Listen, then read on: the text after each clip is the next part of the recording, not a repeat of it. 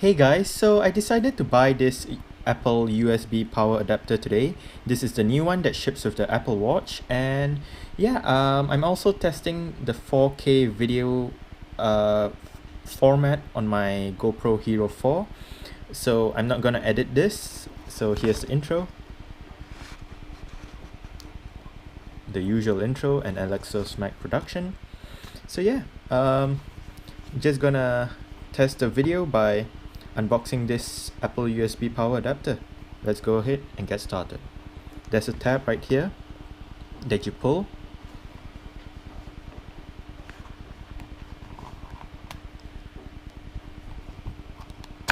Then just open it up. Again, another tab that you pull to get the power adapter out. Nothing else inside the box.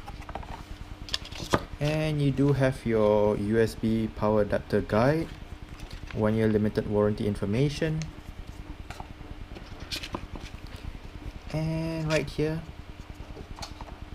you do have the power adapter itself.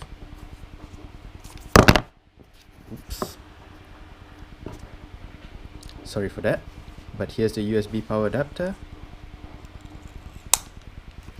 Take it out of its wrapping, and it goes like this. Quite interesting.